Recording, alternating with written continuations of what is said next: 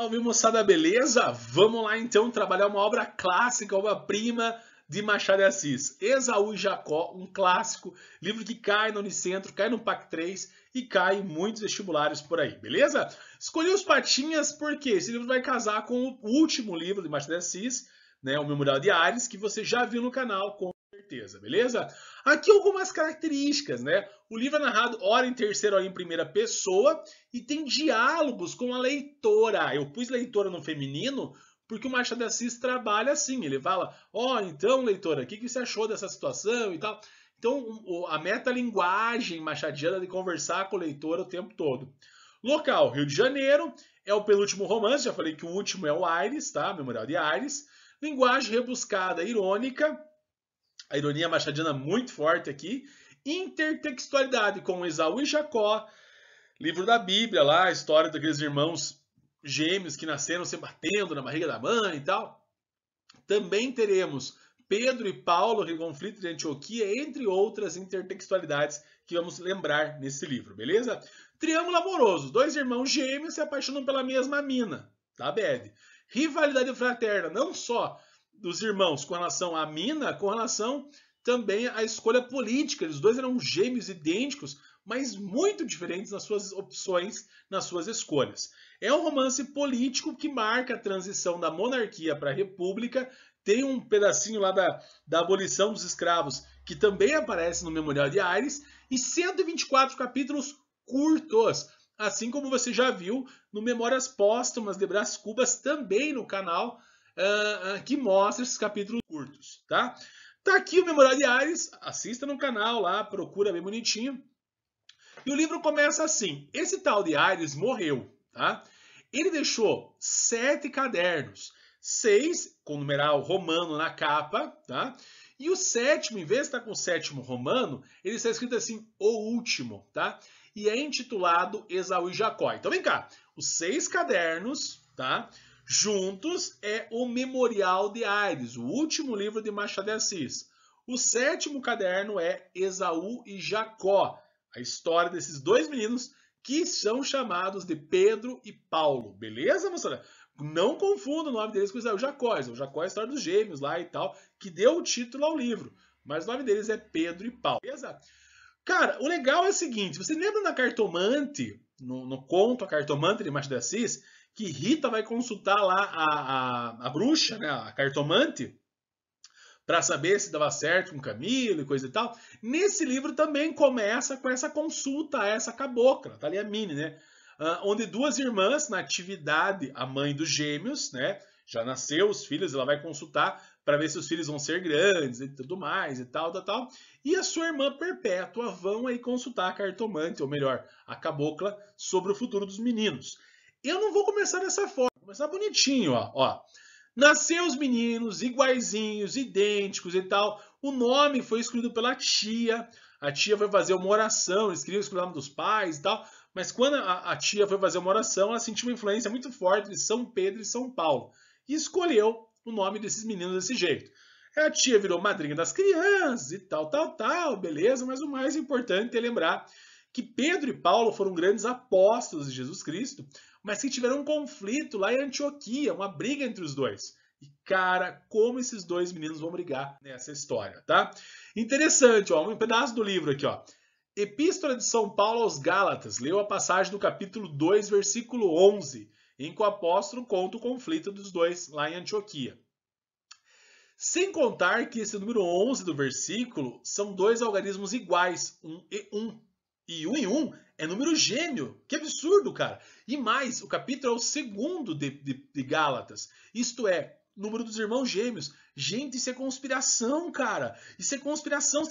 Cara, o teu capítulo, o versículo, a Bíblia, velho, isso é conspiração. Por que eu pus ursinhos carinhosos? Por causa da Ursal, né? Por causa da Ursal. Velho, que loucura. Vou continuar.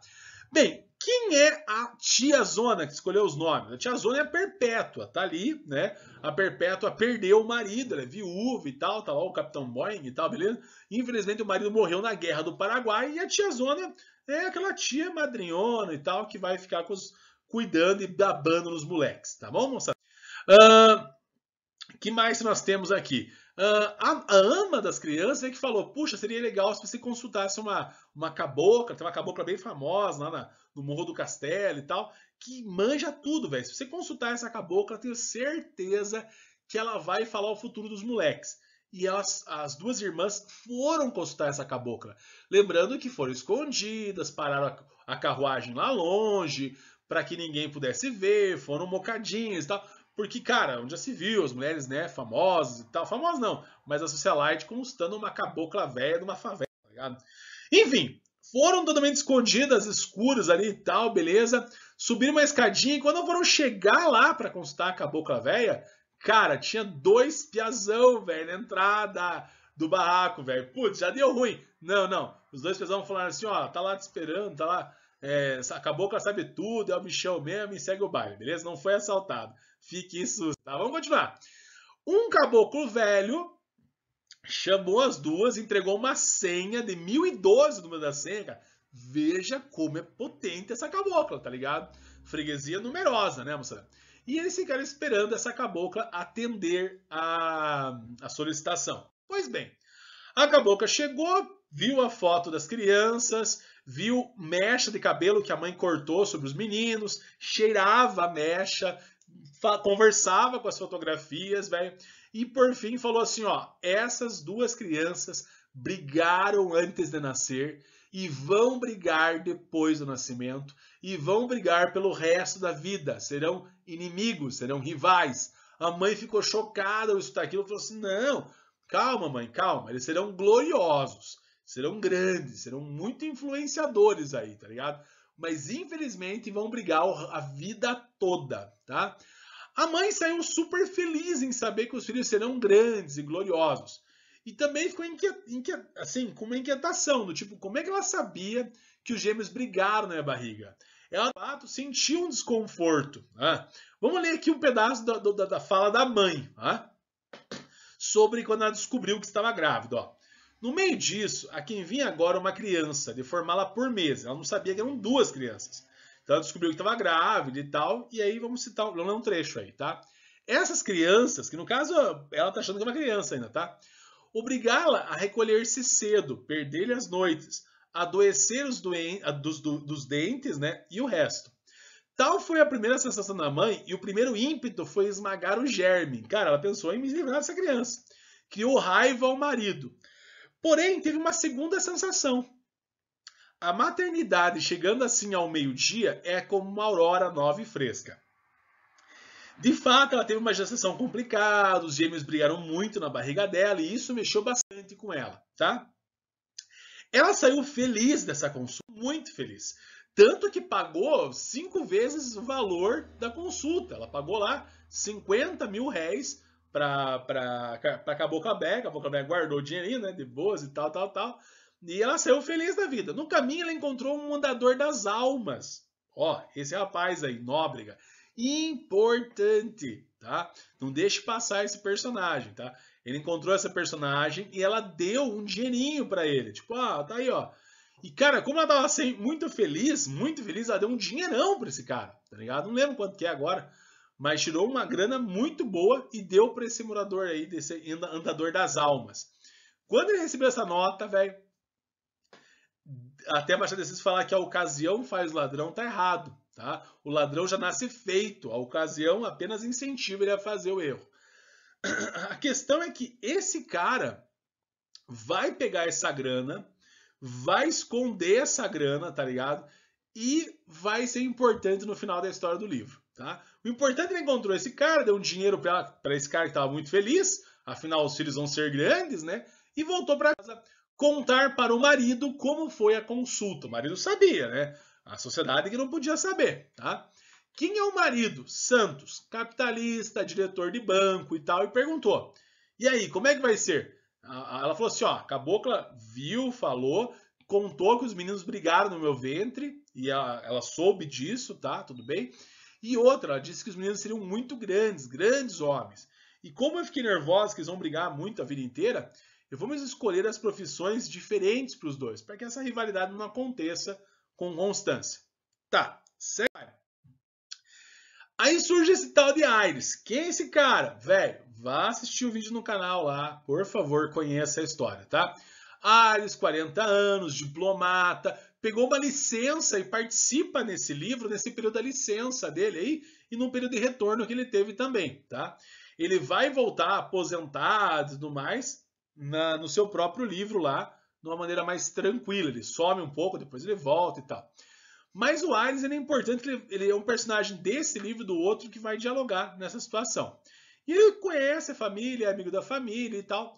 E quando soube que a Natividade foi consultar uma cartomante, uma cabocla, ele pensou, cara, estão querendo me empurrar aquela tiazona, tá ligado? Aquela tiazona viúva pro meu lado, velho. Eu não tô querendo saber de nada, velho.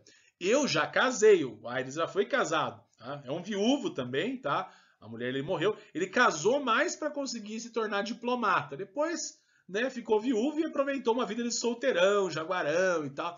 Então, Aires é bem ligeirão, aí. Por fim, conversou com a família Santos, ficou amizade muito forte da família Santos, e os meninos cresceram diferentes. Eles brigavam o tempo todo, apostavam corrida, como crianças normais, né, cara? E quando perguntavam, que dia que você nasceu? Aí um respondia assim, ó, nasci no dia 7 de abril de 70, no dia em que a majestade subiu ao trono, né, Dom Pedro II. E Paulo diz assim, nasci no dia 7 de setembro de 70, o dia em que Dom Pedro I caiu do trono. Então, um era monarquista, o outro era contrário às ideias da monarquia, tá? E interessante que até o Santos ele tinha comprado um título de barão e esse título até gerou discussão entre os dois meninos e tal. Então é interessante que os dois brigavam o tempo todo, tá, moçada? Então era complicado esses meninos aí. Um monarquista, o outro anti-monarquia por enquanto, beleza? Vamos lá então. Gente, interessantíssimo aqui, é bem legal. Um dia eles foram até uma loja e compraram quadros, tá? Um deles comprou o quadro de Robespierre, né, o grande republicano, né, pô, ideais e tal. E o outro comprou um quadro do Luís XVI, um monarca que foi decapitado na Revolução Francesa. Então, cada um colocou o quadro no seu quarto, velho. De verdade, vamos parar um pouquinho aqui. Cara, quem que põe a cara dos dois velhos, tá ligado, no quarto? Maluco, que ideia é essa? Eu sei que tem moleque hoje que põe isso aqui no quarto, né, cara? Que fica brigando em rede social porque, ai, o Messi, ai, o Cristiano Ronaldo, ai. Mas, por favor, brigar. E os dois brigaram feio por causa disso. Um pegou uma canetinha, foi lá, fez chifrinho no Robespierre, lá de demônio. O outro pegou e cortou a cabeça do Luís XVI. Então, tipo, cara, foi assim, fantástico, beleza? A briga entre os dois irmãos por causa desses quadros, né, moçada? A mãe sempre ali tentando apartar a briga dos dois e tal, falar, vocês são irmãos e tal, mas não tem jeito. Vai ser complicado. E o pior, apesar da mãe influenciar os dois a seguirem carreiras diferentes, os dois acabaram tendo um gosto só em comum, o qual? A crush, tá? Flora, filha única, ruiva, linda, e que infelizmente ficou no meio desses dois moleques aí que se apaixonaram por ela, tá? Quem é Flora? Tá aqui, filha do Batista e Dona Cláudia. Ele, conservador, vai acabar tendo um papel importante na República mais tarde. Ele quase queria ser presidente, teve uma discussão se ia ser, não ia ser e tudo mais. Então ele era conservador, mas agindo como republicano mais para frente, tá? Como liberal. A Dona Cláudia é aquela mãezona, tal, felizona e tal, abraçava todo mundo, aquela coisa toda lá, beleza? E a Flora é essa menina que não gostava muito de festa, mas gostava dos dois moleques, beleza? A Flora gostava tanto de Pedro quanto de Paulo, isso é um problema. Um detalhe, tá, interessante, assim como o Memorial de Aires, registra-se o dia em que há a abolição dos escravos, tá? Afinal, tanto Aires, o livro Memorial de Aires, quanto Esaú e Jacó foram praticamente escritos por Aires. Então, Aires, né, registrou com empatia essa abolição. E os dois meninos também. Eles concordaram em ser uma coisa boa. Porém, um via isso como um avanço e o outro via isso como o princípio da revolução, beleza? Então, assim, apesar de concordarem com a abolição, tinham visões diferentes sobre o mesmo assunto. Foram almoçar na casa do Aires, o Aires começou a puxar conversa sobre mulherada, sobre agito. Então o Aires era bem safadão, os meninos não iam muito na dele e tal. E descobriu que os dois estavam afim da mesma mina, velho. E além das brigas, claro, por causa dessa opinião política diferente. Tá? Os dois brigaram na mesa. Essa imagem um tanto hilária, né? Pô, tio Patinhas ali. Tio Patinhas, Patinhas, né? Servindo um pato aí pras crianças. Absurdo, né? Registrado também o baile imperial, que o Aires foi, a Flora foi, e também foi aquele outro menino, o menino monarquista. Eles foram até o baile fiscal, esse baile foi um baile imperial. Depois da proclamação da República, teve um outro baile, agora republicano, que o outro gêmeo foi. Então, tipo assim, eu não vou nesse baile porque é um baile imperial, não quero ver ninguém do Império lá. Quando rolou a República, o outro não quis ir porque era o baile republicano. Então tem toda essa questão política, né, moçada? O Aires e o Batista conversam entre eles, o Batista explica, o Batista com letra minúscula, hein? Coisa feia, tem que pôr maiúscula ali, ó, que absurdo. O Batista conta que está participando do movimento, que vai ser o presidente, pá, não sei o que e tal. Então ele conta só para os amigos íntimos essa situação que vai acontecer entre eles, tá? E aí rolou o golpe. Machado de Assis chama a proclamação da República de golpe. Então não venha brigar comigo e falar, professor, pá, não sei o quê. Velho, o golpe aconteceu no dia 15. Velho, que loucura. Que loucura foi isso. A mãe tinha preparado roupas, vestimenta para ela, para a filha, para estarem bem arrumados e tudo mais. Essa situação, mas o golpe foi uma coisa assim, numa manhã de sábado incrível, uma destruição, uma loucura, movimentação de pessoas na praça ali e tal, beleza. E aí no dia 15 foi proclamada a República. Interessante que Machado de Assis descreve com detalhe essa proclamação. Olha só. Quando Aires saiu ao passeio público, suspeitava alguma coisa. E seguiu, vindo algumas pessoas paradas e tal, espantadas, bestializadas, segundo o historiador José Murilo de Carvalho, que diz que as pessoas ficaram ali bestializadas, sem saber o que estava acontecendo, tá ligado? Rolou alguma coisa, mas eu não sei o que. Os militares eram alguma coisa, não sei o que. Então a população, ela não aparece presente nessa troca de poderes, assim. Tem toda a situação, que Deodoro era amigo de Dom Pedro, que ele não estava muito interessado em fazer a proclamação, fez mais um golpe para tirar o ministro, que era rival dele lá e tudo mais. Mas a questão é, houve, sem disparar um tiro, né, a proclamação da República, e o próprio Aires ficou meio sem entender o que estava acontecendo. Tá? As pessoas gritaram para essa bandeira aí dos Estados Unidos, do Brasil, cantaram da França. O povo estava perdido na confusão que estava acontecendo. E em meio a essa confusão aconteceu uma coisa muito interessante no livro, tá? Esse senhor ali, o seu custódio, tinha pagado um artista para fazer uma placa nova, né? Um outdoor, uma placa, né? Para sua confeitaria, que se chamava Confeitaria do Império, tá? E ele queria continuar sendo chamada de Confeitaria do Império, só tinha um problema, cara. Quando estourou a República, ele ligou, no WhatsApp, né? Ele foi atrás correndo do cara e falou assim, velho, não escreva Império, porque o Império caiu, tem que pôr outro nome. E o artista falou assim, velho, já fiz a placa, já era. Então brigaram ali financeiramente, mas ele teve que pagar para escrever. Conversou com o Aires, o que eu ponho? Aí, pô, vamos pôr Confeitaria da República. Velho, mas eles não estavam confiantes que essa República ia durar. Então vai que a gente coloca a Confeitaria da República e os monarquistas vão ser contra. Os monarquistas não vão comer a coxinha aqui na minha confeitaria. Então não vamos. Não vamos. Então, pô, coloca Império. Não, mas o Império os republicanos não vão comer aqui. Então houve uma discussão. Então põe a confeitaria do governo. Seja lá qual for, ou República ou Império, os caras vão comer coxinha. Então a confeitaria do governo faz alusão à República e fundada em 1860 faz alusão ao Império. E agrada os dois.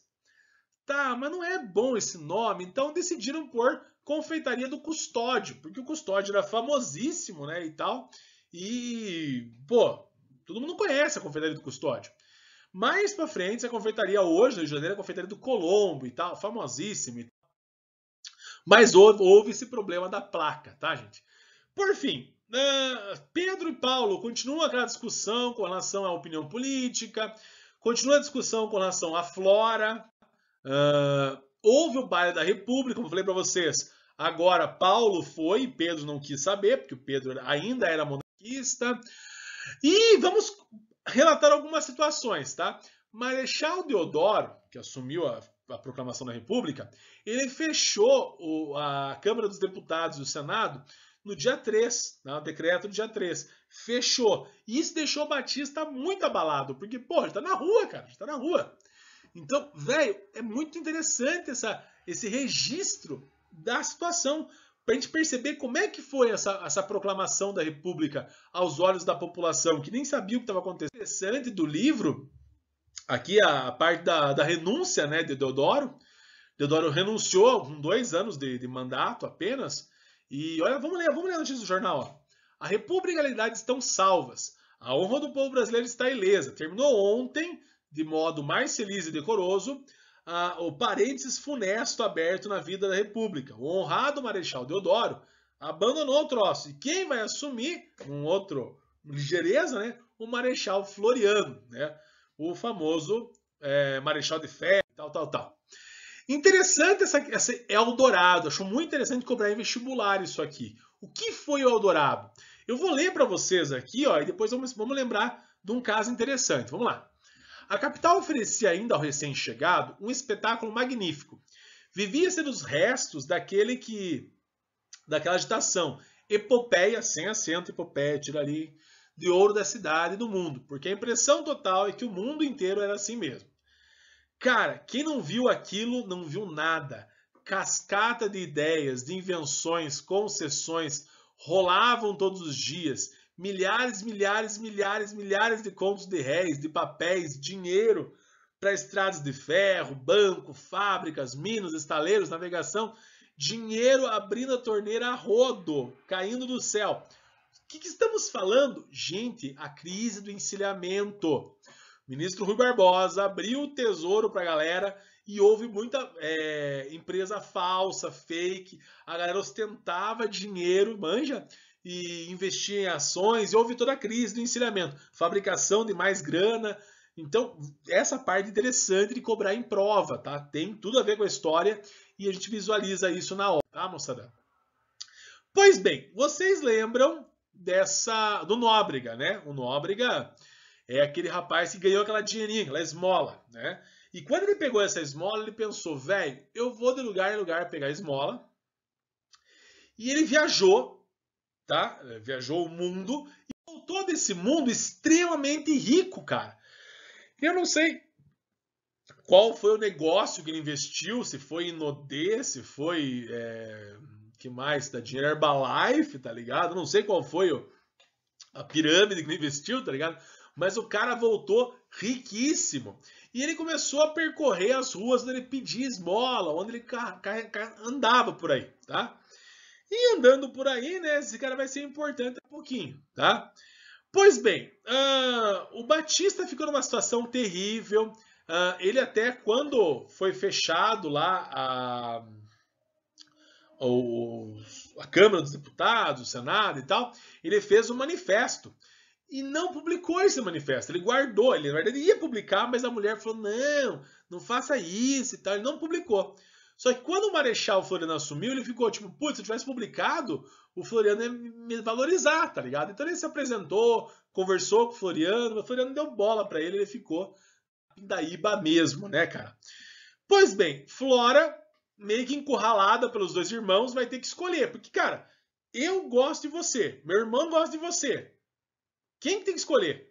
Você, nós dois escolhemos você. Agora você tem que escolher um dos dois. Cara, Flora então foi dormir nervosa, preocupada com isso e teve sonhos.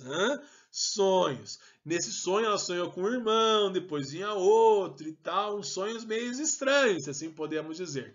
E nesse dia ela decidiu que queria os dois, cara. Ela não se contentava porque quando ela estava com um, ela ficava elogiando o outro, para fazer um ciúminho e tal. Então a Florinha é complicada, né, cara? Como a Florinha estava nessa situação, os irmãos decidiram fazer uma aposta, mas um combinado. Ó, Se em 3 meses a Flora escolher um de nós, quem perdeu sai fora, tá? E se ela não escolher nenhum de nós dois vamos desistir. Então os caras combinaram isso, manja? O Aires aqui incentivou essa combinação, tá? E Flora, então, por ficar pressionada, ela começa a evitar os dois, tá? Começa a dar fora. Tanto que ela foi morar um tempo na casa da Mana Rita. Quem que é a Mana Rita, professor? A Mana Rita é irmã do conselheiro Aires, tá? Importante. Quer saber mais sobre ela? Veja no livro lá, no canal do Borba, tem lá Memorial de Aires, assista e tal, beleza. E ela resolveu tomar novos aires, como diz, né? E aí foi pra lá, beleza? Cara, o que aconteceu lá, velho? Um problema sério. Um homem rico, maduro, que trazia no rosto batido os ventos da vida, viu uma moça solitária e pensou: vou chegar nessa mina. E ele gostou dessa mina e já propôs o casamento. A Mana Rita falou assim: ó, teu pai é quebrado, tua mãe quebrada, a menina, você é pobre, case com esse homem rico, ele é velho, mas você vai ser feliz, ele ganha é rico. E a Florinha ficou nessa dúvida, enquanto os irmãos estavam moscando, tá ligado? Velho que bebe. Enfim, o secretário mandou uma carta pedindo em casamento ela e tal, dizendo: ó, vou te dar joia, vou te dar tudo que você quiser, menina, você vai ser rica e tal, beleza? E ela falou assim: Mana Rita, o que eu faço? E eu falo: aceita, menina, aceita. E aí, qual foi a resposta? Olha o que ele disse, ó: dou-lhe carro, joias, joias, joias do mundo. Cara, ideia sem assento, hein, Bocó? Darei tudo, sapatinhas de seda, meias de seda, eu mesmo calçarei, cara, beijarei teus pés, teus joelhos, velho, o cara tava se arrastando pra ela, velho. E Flora respondeu o que no pedido de casamento dele?